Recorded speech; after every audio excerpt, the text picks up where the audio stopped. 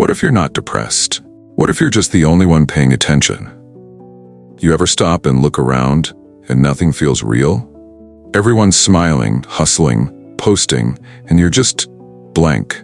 Not sad, not angry, just done.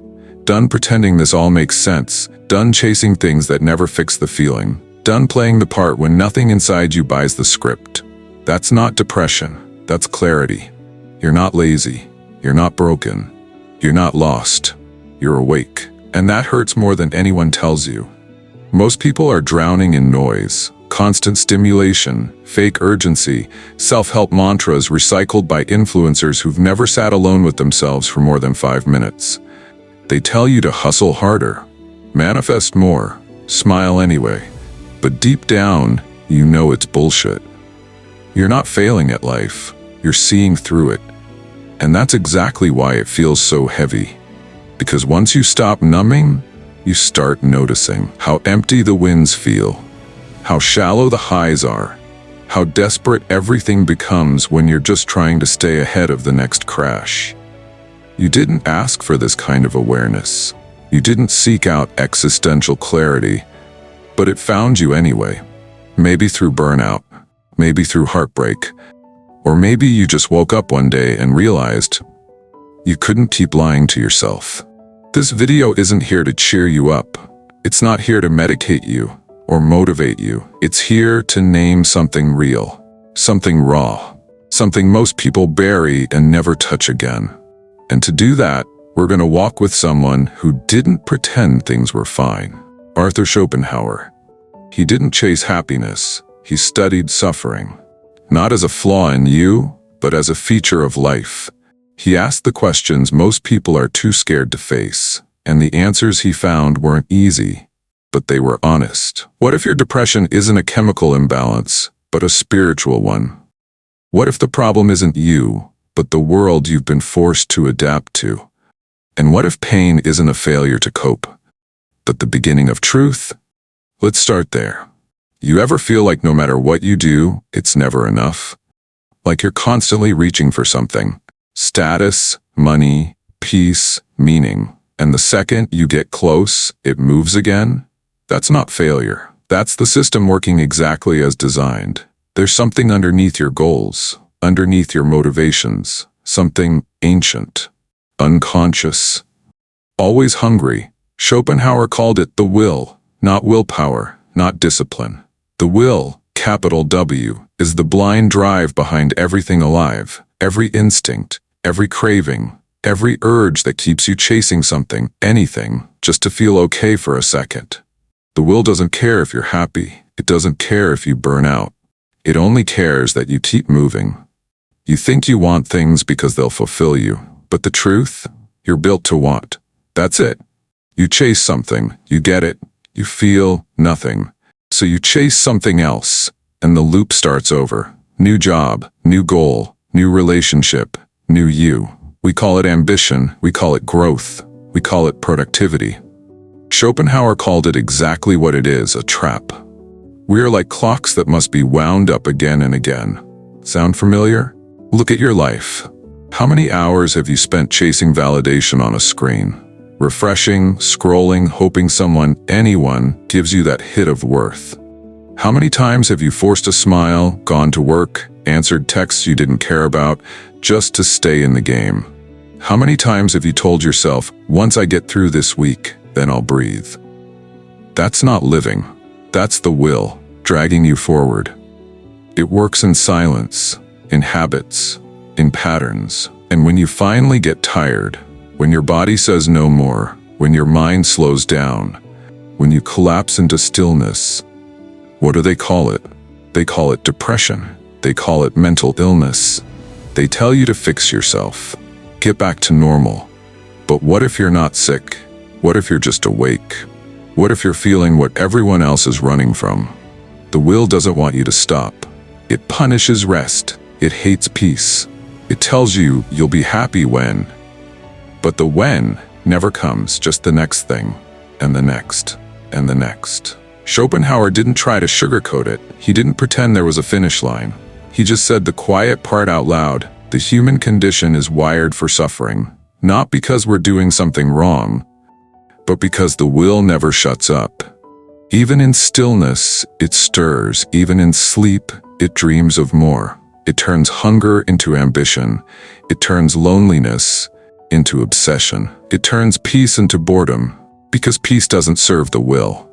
And modern life, it's built to feed it. Hustle culture. Always be grinding. Endless self-improvement. Content that screams, "You're not enough, fix it." You're not weak for breaking down. You're just not built to carry the weight of a machine that profits off your emptiness. When you collapse, they hand you a label. When you stop playing the game, they call it disorder. But Schopenhauer called it exactly what it is: reality. Unfiltered. You're not failing. You're resisting. Maybe not by choice, maybe just out of exhaustion, but even that's a kind of rebellion. This world tells you that stopping is losing. Schopenhauer tells you, stopping might be the only honest move left, because the will only owns you if you keep feeding it. Let that sink in. Then ask yourself this: if the thing pulling you forward doesn't care whether you survive, why are you still calling it purpose? If you're tired, it's not because you're broken. It's because you're starting to see what the will really is. Now the question is, what do you do with that truth?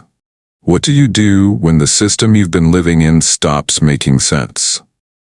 Most people double down. They chase harder. They grind more. They tell themselves, "I just need to find what makes me happy." But what if that's the next trap? What if happiness isn't the answer, because it was never real to begin with? We don't like hearing that, because happiness is the last hope people cling to. If I can just figure it out, get it right, feel good again, then everything will click. But Schopenhauer saw through that too. He said what most people are too afraid to admit: life is a constant evasion of suffering, not a pursuit of joy. In other words, what we call happiness, those moments of peace, those flashes of light, they're just the gaps between two waves of pain. You want something, you suffer until you get it. Then you feel relief. Then you get bored. Then you want something else. It's not happiness, it's the absence of discomfort for a moment. But that moment's enough to keep the lie going. Every commercial, every influencer, every motivational speaker, it all points to the same empty promise. Do this, and you'll be happy. So we do it.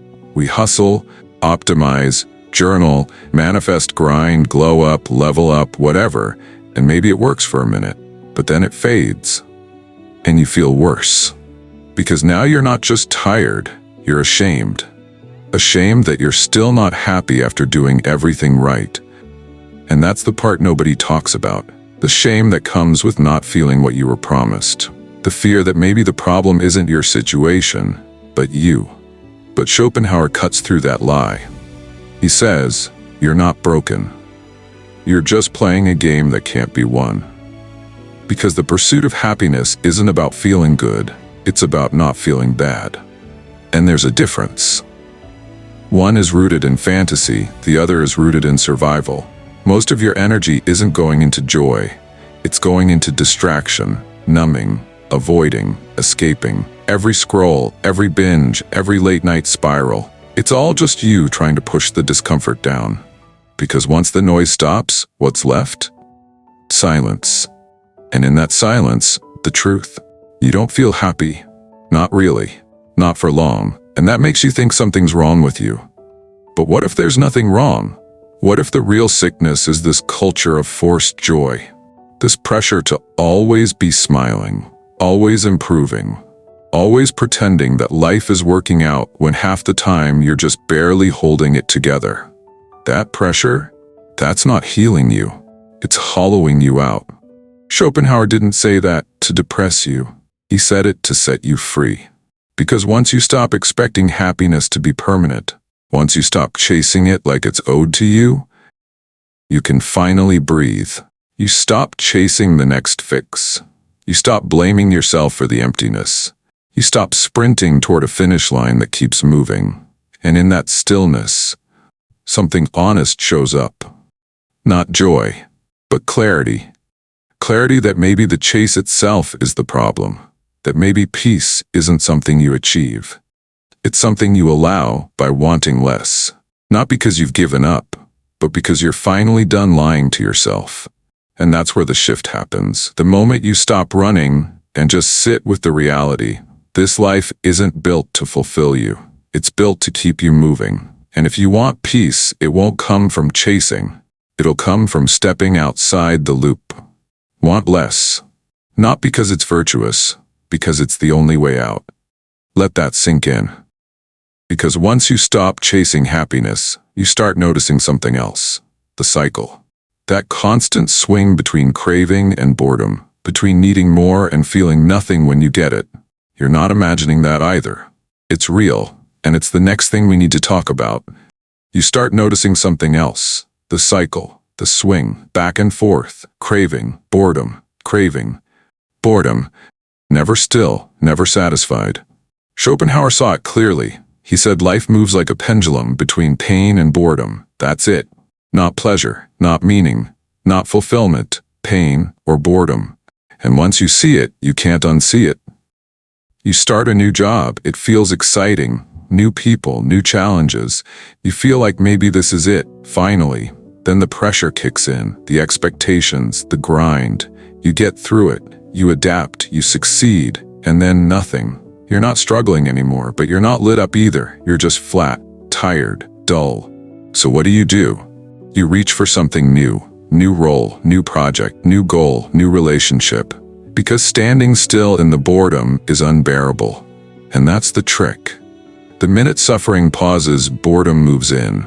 And boredom is its own kind of pain.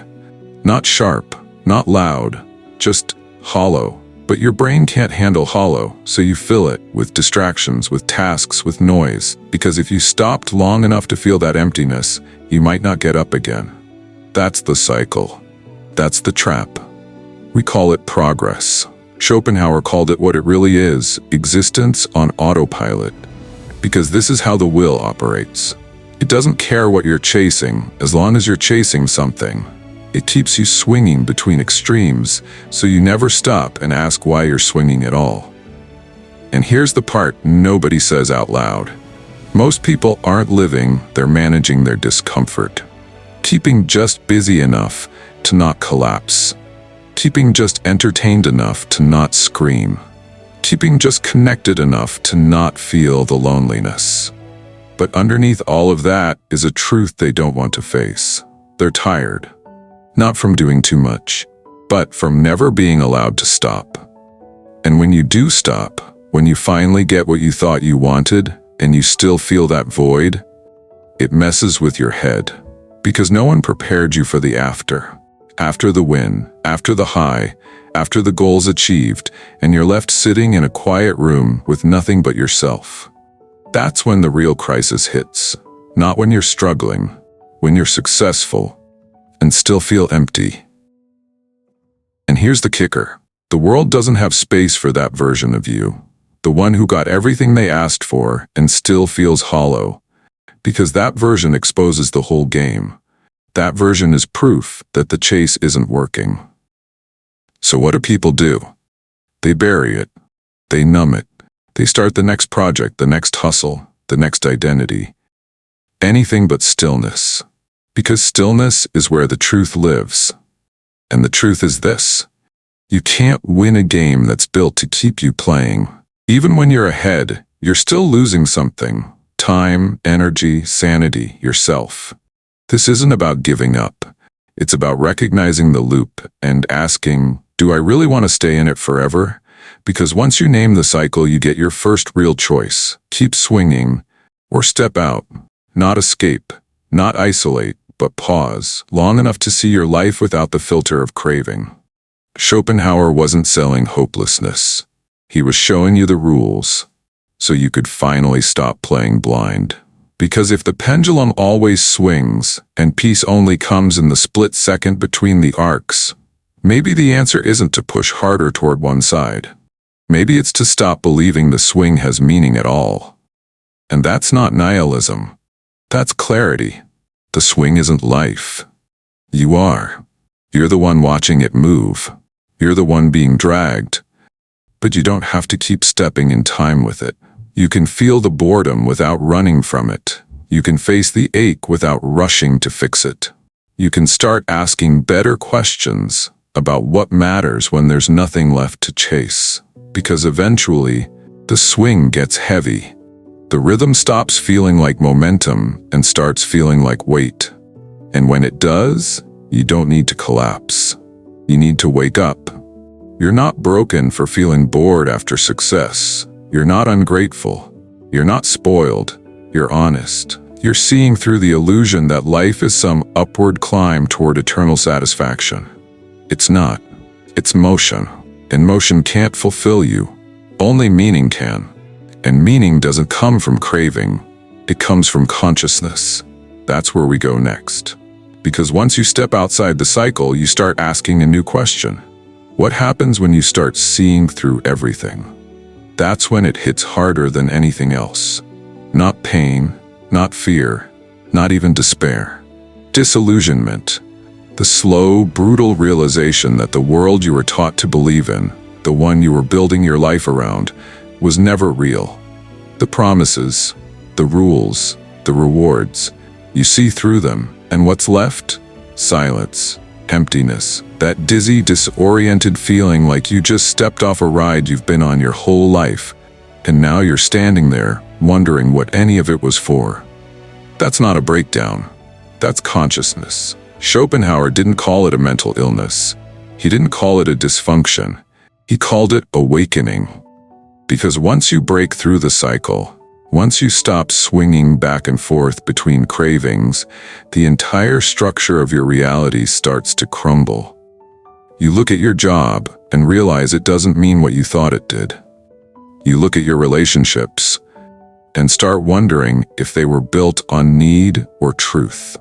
You look in the mirror and you don't recognize who you've been trying so hard to become. That moment, that's the collapse of illusion. And it's terrifying because everything they told you, follow your dreams, be happy, just stay positive, none of it prepares you for the silence that comes after you stop believing. That's where the darkness really begins.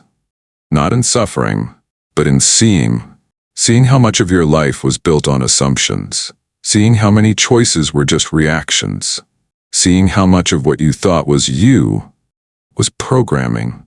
And in that space, where the noise dies down and the truth rushes in, depression doesn't feel like a chemical imbalance. It feels like honesty. It feels like finally sitting with the full weight of life, without flinching. No distractions, no performance, just raw existence. And that level of awareness, it's not welcomed by the world. Because conscious people are hard to control. They don't buy as much, they don't fall in line. They don't pretend to be okay just to make others comfortable. So the world labels you too sensitive, too negative, too intense, too much. But maybe that's not a flaw. Maybe that's the cost of seeing clearly in a culture built on denial. Schopenhauer saw it. He didn't try to cheer people up. He didn't package life as a fun adventure or a motivational journey. He said it plain: to exist is to suffer. Not always in agony, but always under tension. To live is to feel the friction between what is and what we want. And the more clearly we see the gap, the more painful it becomes. So what do most people do? They look away, they numb out, they go back into the loop, back into comfort, distraction, illusion. And honestly, who can blame them? Awareness is brutal, because it doesn't just show you the truth, it isolates you in it. You look around and realize how few people actually want to see. How few people can sit in discomfort without scrambling to fix it, to reframe it, to run from it. You feel alone. Not because no one's around, but because no one's with you in the seeing. But here's the twist. That loneliness, it's proof you're awake. You're not detached. You're just no longer hypnotized. And that's a hard place to live, but it's the only place truth exists. Schopenhauer saw that the more conscious you become, the heavier the burden. Not because awareness is bad, but because awareness demands depth. It asks you to keep going, even when the ground beneath you dissolves. And the more you see, the more you realize how much of your suffering didn't come from being weak. It came from being honest in a world that punishes honesty. But that's not the end of the story.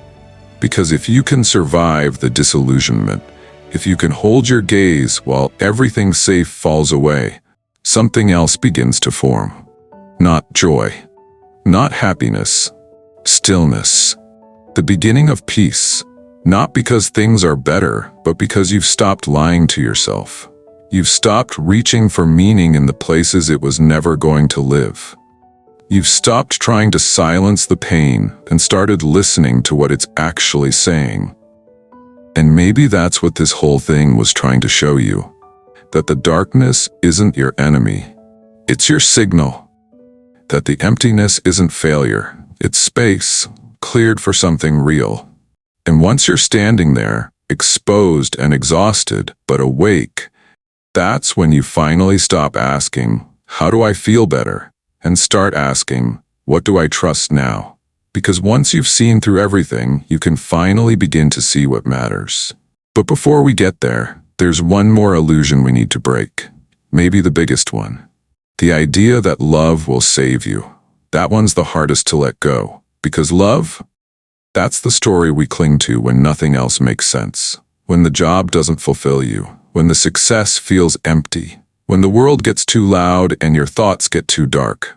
What do they tell you? Find someone. As if love is the cure. The safety net. The big fix. But what if that too is part of the illusion? What if the kind of love we're chasing, the fairy tale, the soulmate, the savior, isn't real?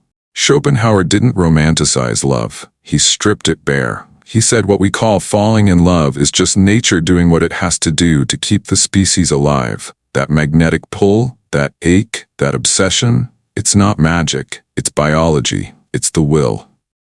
Once again, behind the most powerful moments of your life, there it is.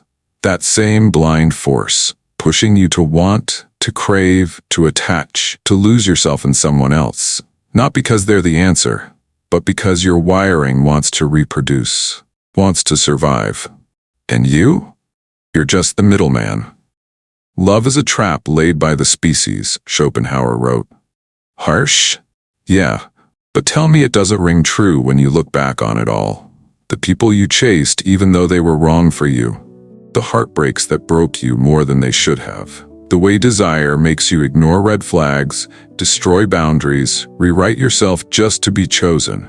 That wasn't always love. That was the will. And in the moment, it felt real. It felt sacred. It felt like the only thing that could save you from everything else falling apart. But over and over, it left you empty. So you blame them, or you blame yourself. But what if the problem wasn't either of you? What if the entire story of love you were sold was false? Because here's what happens. We grow up being told that love is the goal, the destination, the reward. Find the one. Be the one. Hold on forever. And when that doesn't happen, when it falls apart, when it gets quiet, when the high fades, we panic. We assume we failed. But maybe it was never meant to be forever. Maybe love isn't a solution. Maybe it's a mirror. A moment of reflection that shows us who we are, what we're afraid of, what we're still trying to fill. Modern dating makes it worse. Swiping, ghosting, endless options, zero connection. It's not romance anymore, it's market economics. Everyone's afraid, everyone's performing, everyone's replaceable. And still, we keep trying, because we've been taught that without love, we're incomplete. But here's what Schopenhauer offers, if you're brave enough to hear it. Love won't save you. It's not supposed to. It's just another form of wanting. Another craving, dressed up as destiny. And the more you expect it to fix you, the more it will break you. So what then? Give up on love? No. Just see it for what it is. Love can still be beautiful. But only when you stop needing it to complete you. When you stop chasing people like their medicine. When you stop treating heartbreak like failure. When you stop building your worth around whether someone chooses to stay. Because real love, if it exists at all, isn't built on desperation. It's built on presence, on two people choosing, not needing each other. But you can't get there if you're still operating from the lie. The lie that love is a fix, that it'll make the pain go away, that it'll silence the noise. It won't. Only truth can do that. And the truth is, most of us were never looking for love. We were looking for safety, for escape, for someone to make this life feel less impossible. But that's too much to ask from anyone. And it's why we keep getting hurt. So maybe it's time to stop asking love to rescue you, and start asking what peace looks like without it. Because once you let go of the fantasy, once you stop trying to make someone else your salvation, you get something better. You get yourself. And from that place, love becomes something else. Not a drug, not a trap, but a choice, a real one. And maybe that's where peace actually begins. Not in finding the one, not in chasing some perfect version of your life, but in stepping outside the noise, outside the hunger, outside the story you were given. Schopenhauer didn't believe peace came from adding more. He believed it came from less wanting, less pretending, less chasing the idea that something out there is going to finally make you feel whole. And when you hear that, your first instinct might be to recoil, because everything around you says the opposite. Dream big. Get more. Fix yourself. Never settle. But what if the thing that needs to die isn't your dream? It's your delusion. The delusion that peace comes from winning the game. The delusion that if you optimize hard enough, work long enough, love deep enough, you'll finally get to that permanent state of contentment. But the truth? There is no permanent state. There's no final arrival. There are only moments. And Schopenhauer believed those moments, brief as they are, happen not when we achieve, but when we detach. He called it aesthetic experience, those rare, quiet flashes where the will goes silent, when you're fully immersed in music, when you lose yourself in art, when you watch the rain hit the window, and for once, don't try to turn the moment into something useful. In those moments, you're not a machine, you're not a consumer, you're not chasing anything. You're just aware, still, human. That's the doorway, because peace doesn't shout, it doesn't compete, it waits, and it only shows up when the noise fades. But in a world built on constant stimulation, where every second is filled with ads, notifications, dopamine spikes, silence feels almost violent. People say they want peace, but hand them quiet and they reach for distraction. Because to sit in stillness is to feel everything, to face the truth. You are not what you produce, you are not what you consume. You are not your following, your brand, your progress. You are a conscious being, caught in a world that never taught you how to just be. Schopenhauer wasn't the only one to say it. The Buddhists knew it too. They didn't promise happiness. They pointed to suffering and said, yes, that's part of it, but it's not all there is. They didn't say manifest more. They said want less, not as punishment, as freedom. Because every want is a hook. Every craving ties you to something you can't control. Letting go doesn't mean giving up. It means stepping back far enough to see what's real underneath all the wanting. And what's real isn't shiny. It's not exciting. It's not content you can post. It's slow. It's still. It's peaceful in the way that deep water is peaceful. Calm on the surface, but infinite underneath. And here's the part nobody sells you. That kind of peace? It's not glamorous. You don't get applause for it. You don't go viral for it. But once you touch it, you stop needing any of that. You stop needing to be seen all the time. You stop needing to be liked, validated, understood, because you found something quieter and stronger. Something inside you that doesn't move when the world does. And from there, everything shifts. You can work, but you're not defined by your job. You can love, but you're not consumed by attachment. You can struggle, but you're not swallowed by it, because you're no longer chasing peace. You've found the place it lives. And that place? It's you, unhooked, unperformed, undistracted. That's what Schopenhauer was pointing to. Not despair, not cynicism. Freedom. Not freedom to do whatever you want. Freedom from the belief that you always have to want. That's where peace begins. Not in escape, not in isolation, but in presence. In moments when you're finally allowed to stop running. And when you finally stop chasing, stop performing, stop numbing, what's left? Stillness. And under that, something darker. Not evil, not broken, just honest. That weight in your chest? It's not weakness. It's what truth feels like when it finally catches up. Because you've stopped lying to yourself. And that hurts. But it also means this: you're not lost. You're just here without distractions. And here is hard, because everything around you is built to keep you moving, keep you scrolling, keep you improving, keep you pretending. But your body said stop, your mind shut down, and your soul whispered, "This isn't working." That's not a breakdown, that's clarity. Schopenhauer didn't offer comfort, he didn't offer hope, he offered truth. That life hurts, that happiness fades, that the more conscious you are, the heavier it all becomes. But he also offered this: when you finally accept that pain isn't a glitch, it's part of being alive, you stop trying to fix it, you stop fighting yourself, and you start building something that can actually last. Not a fantasy, not a dopamine high, just presence. Still, real, yours. So if all you feel right now is numb or sad or tired, don't run. That's not failure, that's honesty. Let it be there, and if the world calls you broken for feeling this much, let it. Because maybe you're not broken. Maybe you're the only one who's finally awake. And yeah, it's dark here. But in that darkness, something true lives. Something clean. Something the noise can't touch. So sit with it. Let the sadness speak. Let the ache breathe. Let the silence stay. Because this is the beginning. And if that hit something in you, don't like this. Don't share it because it's deep. Sit with it. And ask yourself one thing. What if your depression was never a disorder, but your soul saying, "I'm done pretending"? Let that land. Then decide what you want to do next.